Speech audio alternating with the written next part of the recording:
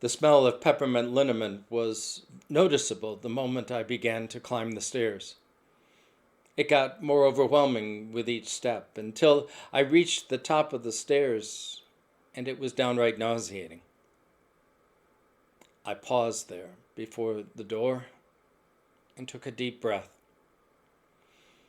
As part of my education as an intern, I had to learn how to make a home visit.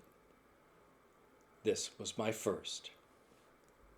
The associate pastor had picked this particular woman because he thought she would make a good place for me to start. He informed me that she was 90-some years old, but never mentioned that she had been a member of the congregation her whole life.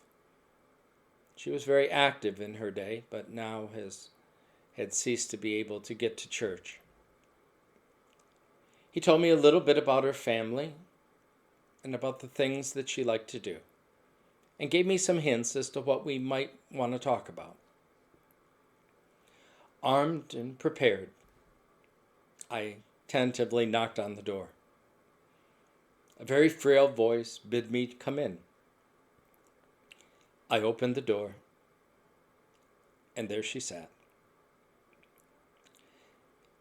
All 98 pounds of her, wrinkled like a prune, but beautiful eyes and a face that shone. She bid me take a seat on the couch. She was wrapped in blanket upon blanket, even though it was mid-August, and I swore the heat was on in the room. I did my best to stay cool, calm, and collected. She pushed a plate of cookies toward me.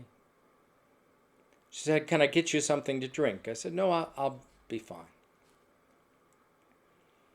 And we began to talk. The visit lasted, a half hour or so, and I asked if she would like me to pray before I left, and she said, "Oh, please do." When I'd finished the prayer, I was collecting myself to leave when she said, "Would you please stay just a brief moment? I want to talk to you."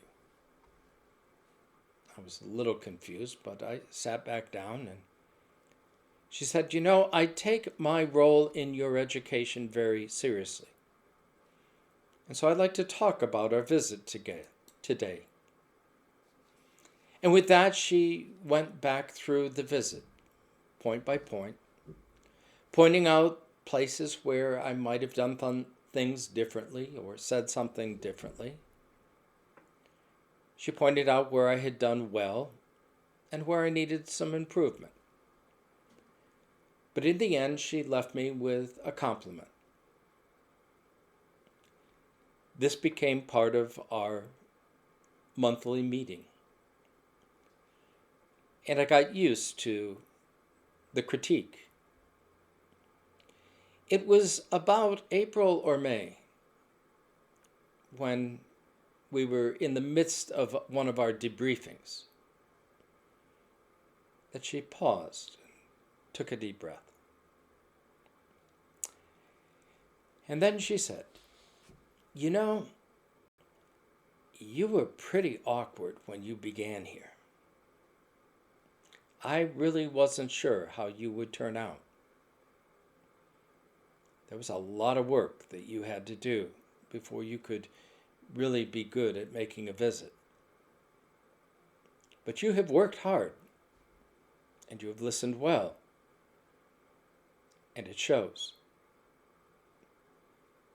I'm not worried about you at all.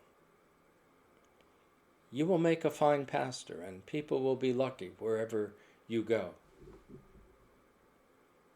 And then she paused again, and she got a twinkle in her eye and a wry grin on her face, and she said, "After all, I always believe you give the roses before the funeral." And with that, she dismissed me. It wasn't until I hit the bottom of the stairs that I realized the full impact of what she had said. And it's taken many years before it fully sank in. It is important to give the roses before the funeral. And yet, how often do we fail to do that? How often do we fail to say how important people are in our lives, or what a difference they may have made, or what impact they have had, until it's too late? Until we're writing a eulogy. Believe me, I've done that enough. And it's painful.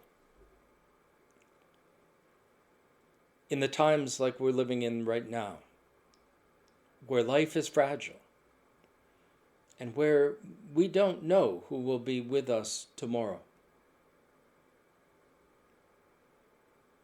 take time to give the roses before the funeral.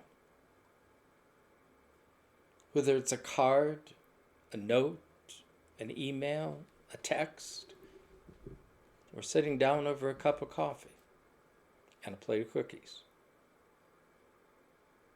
Take time to give the roses, because the funeral is too late for you or them to enjoy. And so on this day of giving, my advice to you is to start with the roses. And you will never regret it. She was right. It's much better to give the roses now than to wait for the funeral. As saints of old their first fruits brought of orchard, flock, and field, to God the giver of all good, the source of bounteous yield. So we today first fruits would bring, the wealth of this good land.